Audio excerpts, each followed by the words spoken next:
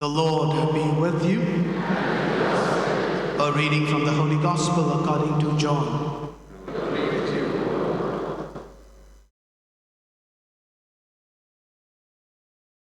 They went each to his own house, but Jesus went to the Mount of Olives. Early in the morning, he came again to the temple. All the people came to him, and he sat down and taught them. The scribes and the Pharisees brought a woman who had been caught in adultery, and placing her in the midst, they said to him, "Teacher, this woman has been caught in the act of adultery. Now, in the law, Moses commanded us to stone such women. So what do you say?" This they said to test him, that they might have some charge to bring against him. Jesus bent down and wrote with his finger on the ground.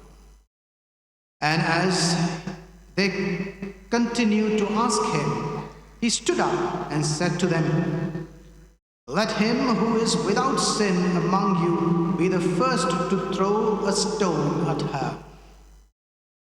And once more he bent down and wrote on the ground. But when they heard it, they went away one by one, beginning with the older ones, and Jesus was left alone with the woman standing before him. Jesus stood up and said to her, "Woman, where are they? Has no one condemned you?" She said, "No one, Lord." And Jesus said, "Neither do I condemn you. Go, and from now on sin no more."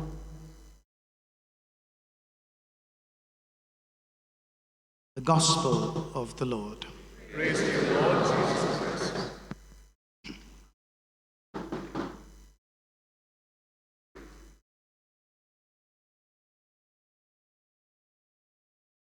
My dear brothers and sisters in Jesus Christ and Mary, our Mother, we are on the 8th day of our journey. Congratulations to you. You've been so patient with me for 8 days. Just one more day, and then we will be celebrating the feast. And today, as usual, we have someone coming to Jesus. But today, someone is brought to Jesus. It is the woman caught in adultery. And we are going to reflect on the theme of social justice and our role in building a just society. Some time ago, I was reading an article in a Catholic magazine about the problem of teenage pregnancy and young mothers in the country of Guatemala. Guatemala is predominantly a Catholic country in South America. Unfortunately, this country is infested with drug cartels and gang wars. Young boys are recruited to be part of these gangs, and they are forced into peddling drugs. And that's why most of them migrate to countries like US and Canada or Brazil to find a living. But it's even more difficult for parents with young girls because of this danger of rape or incest. As soon as a girl comes of age, they try to send her off to another place where she could study, work, and find a survival.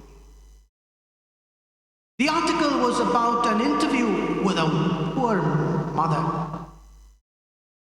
She had a teenage daughter who was a victim of rape. Now, this young girl was just 14 years old, was with a child. This mother, who was abandoned by her husband, a single parent, now had to take care of this young teenage girl who was with a child. She was a good Catholic, so she knew abortion was a sin. It is also illegal to seek abortion in Guatemala. The society and also the local church are very clear in establishing laws against abortion and institutions to uphold these principles. But the question that this article raised was very intriguing. While it is true that abortion is a grave sin and it is also illegal unless the mother's life is at risk, while the society, the church, and the government had their institutions to uphold these principles, the question is, whose responsibility is it to help this poor 14-year-old teenage girl not to commit adultery? Whose responsibility is it? For this poor mother who's all by herself, who also wants to protect her child, she's left all by herself. Neither the government nor the society, not even the local church, is of any use for her. All that she is left is her young child, who's now with a child. And all that is left for her is her faith in God. What is the meaning of a just society? Whose business is it to establish a society of justice, peace, and righteousness? For sure, we all desire to build a society that is formed by principles of justice and peace, righteousness, love and mercy. Especially as Christians, we yearn to see a society where the principles of Christ are enshrined and lived by. But the question is, what have we done in order to build a just society? Is it enough just for us to practice these principles in our personal life and do whatever we can in our individual lives? Or is it our business to make sure that as much as we believe in these principles, we also strive to build an environment, a society that can promote and protect these principles of peace and justice, equality? Dear friends, we have an interesting story today in the gospel. We have a woman caught in adultery brought to Jesus. Now you see, the scribes and Pharisees have brought this woman to Jesus, not in private, but in a public place. Jesus is in the temple, hundreds of them listening to him, and in the midst of all these people, they dare to bring a woman caught in adultery, and they place her in front of Jesus. For sure, these men did not intend to protect religious values or to bring justice. For sure, they wanted to put this woman through embarrassing moment. They wanted to subject her to public humiliation, to public shame. And they wanted to test Jesus. And they bring this woman, and they say that she was caught in adultery while she was committing this sin. The question is, if she was caught in the act of committing adultery, where is the man? She can't commit adultery by herself. If they had to be just, they should have brought the man along with the woman to Jesus to be condemned. Hasn't the man committed adultery? Where is he? For sure, the scribes and Pharisees were not worried about moral principles or justice. They wanted to condemn this woman, and they were using this woman to get to Jesus. And we see They were trying to set a trap for Jesus. But Jesus knew that the punishment for committing adultery was to stone someone who has committed adultery by stoning them to death. But it was not an easy thing to do, because unless they were proper witnesses to the crime, they could not condemn anyone to death. But this was a well-planned plot. They had planted spies so that they could have the right testimonies, witnesses, so that the case could be brought in front of Jesus.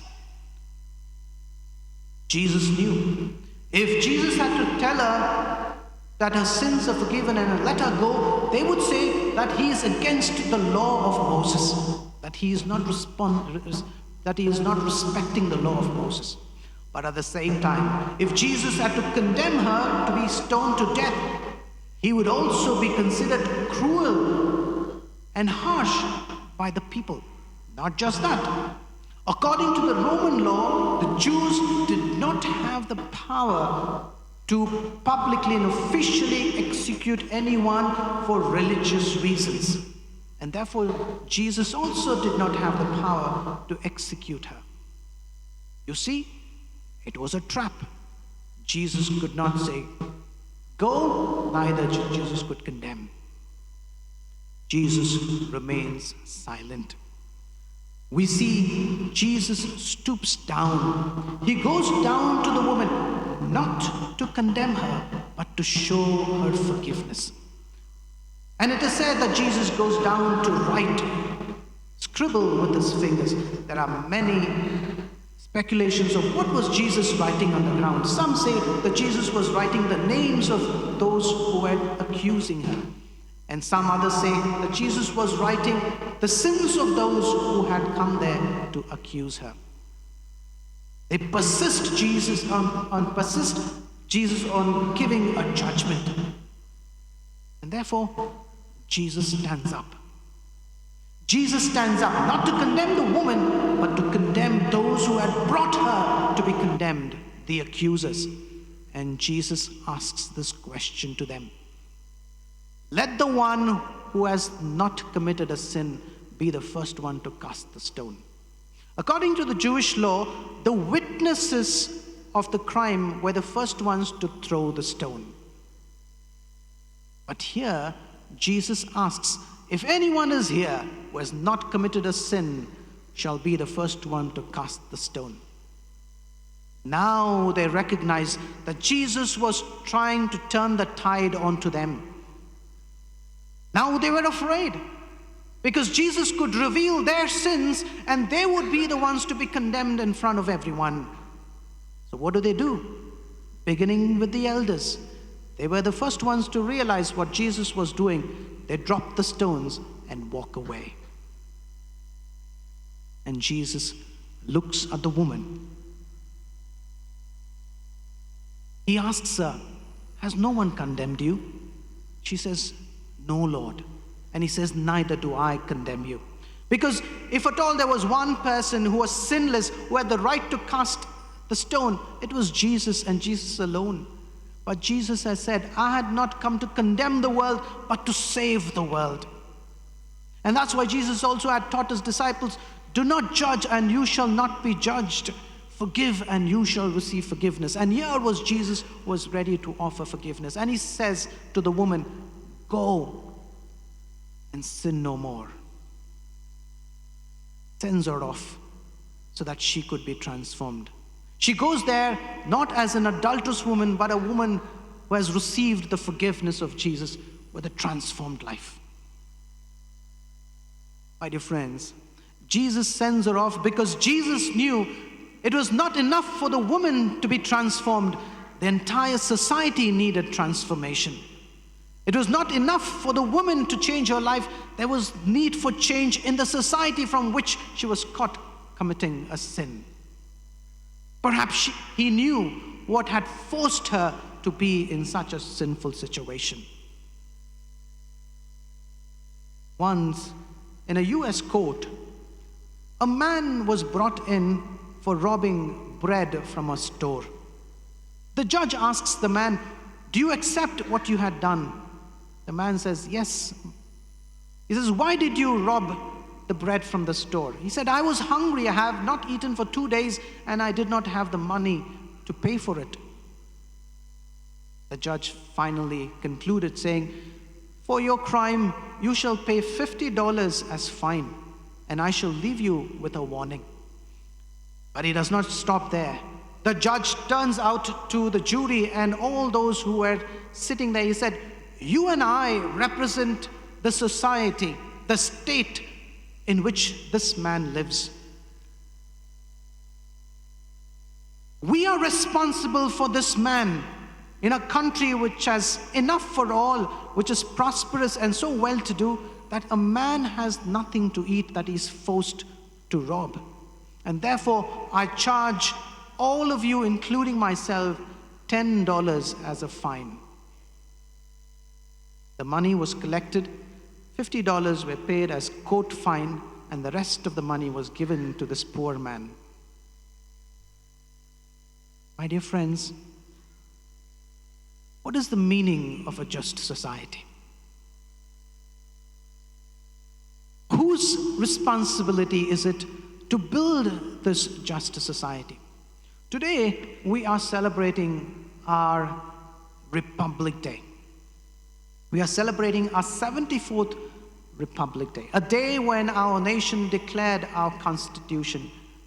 And perhaps it's good to read our preamble, so beautifully put together, and which also enshrines the very values of a just society.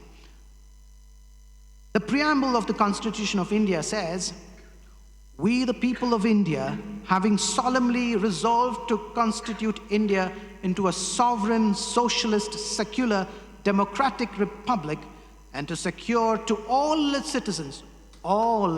citizens, justice, social, economic, and political, liberty of thought, expression, belief, faith, and worship, equality of status and opportunity, and to promote among them all fraternity, assuring the dignity and the individual and the unity and integrity of the nation."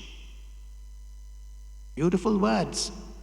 But it's not enough to have them enshrined in our Constitution.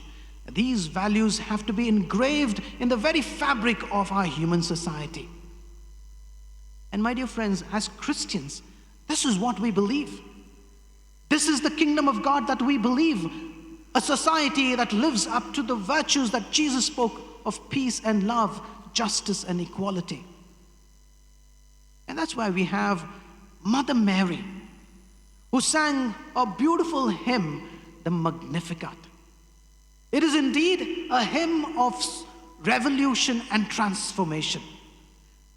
When we go through the lines of that beautiful hymn that Mary sang, we can see in them Mary is talking about transformation at 4 levels. First, at a personal level. Secondly, at a social level. And thirdly, at a moral level. And finally, at an economic level.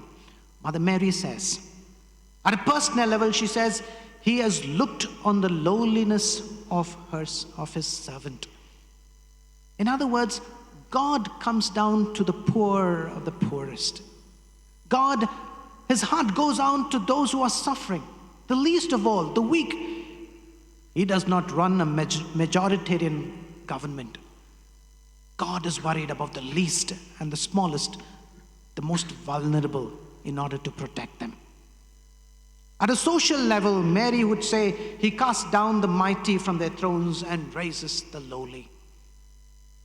No matter how powerful the worldly rulers are, but in front of God, all powers of evil will be brought down. They may have power for some time, but in the face of God's justice, they all shall be judged. The mighty will be brought down, just like the Pharisees and the scribes in today's gospel, like the mighty Pharaoh in the Old Testament.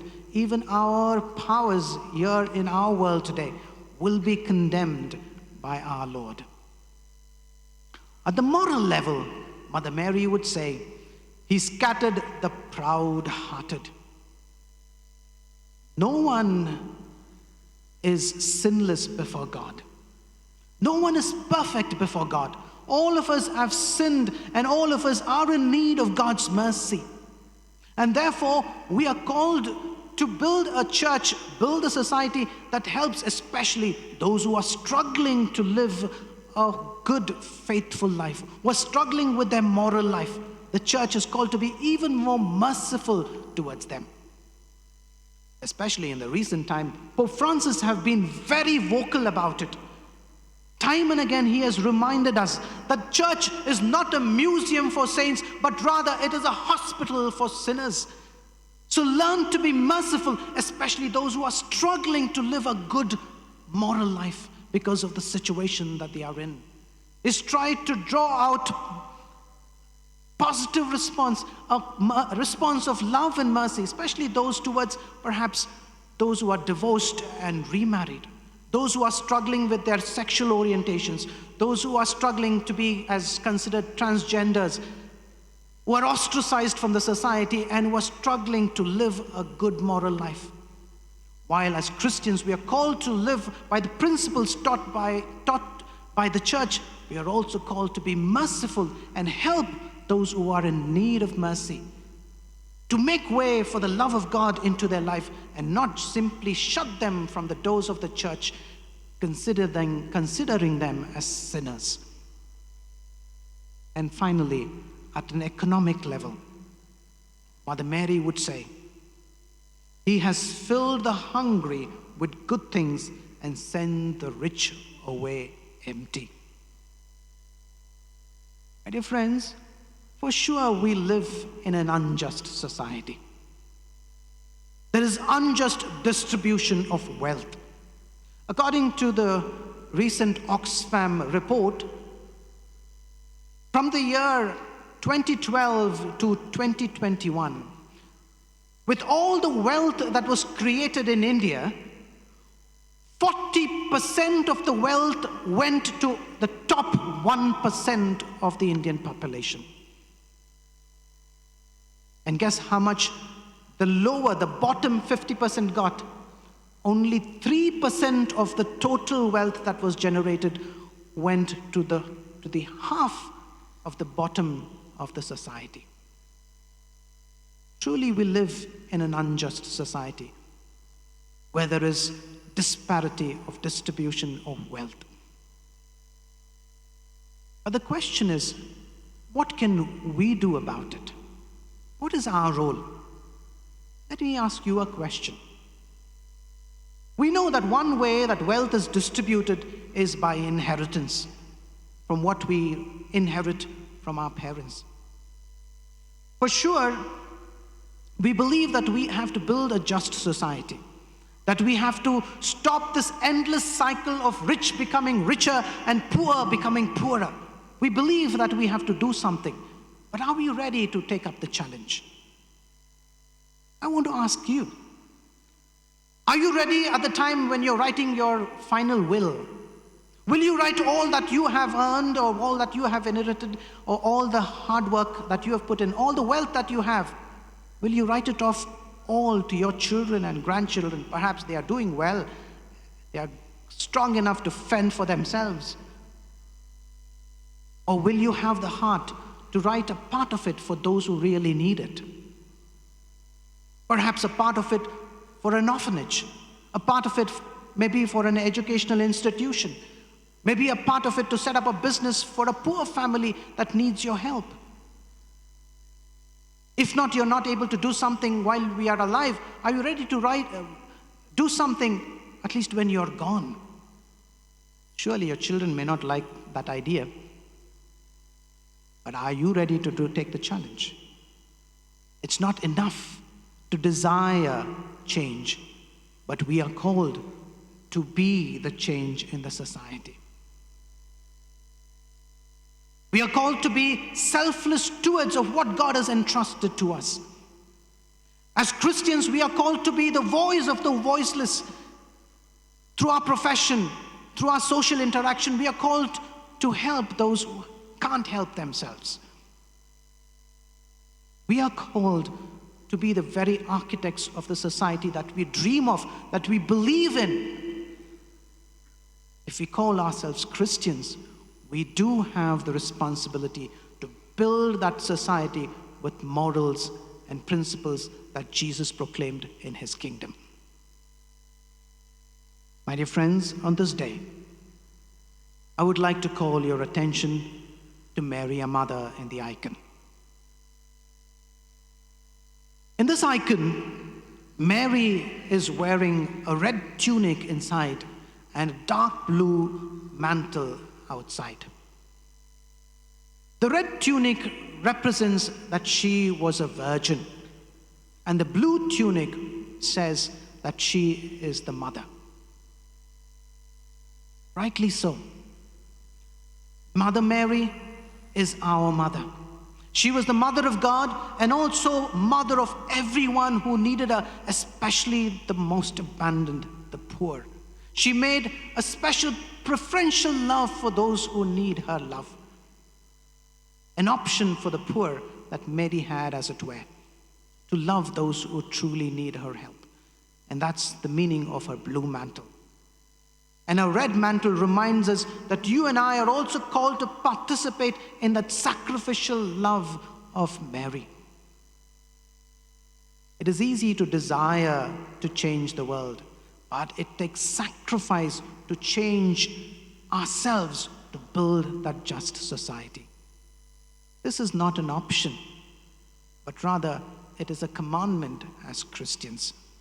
And therefore today, my dear friends, let's pray to Mary, our mother, to help us build this just society. I invite you to close your eyes and pray along with me. O Mary, our mother, help us become a nation and community where peace is built with justice and justice is guided by love, love of God and love of neighbor. Help us to rediscover and live our faith so that our concern for social justice will be transformed into constructive action as we spread the good news in this land. That we too may join in singing your Magnificat as we usher in the kingdom of peace, justice, and love. Amen.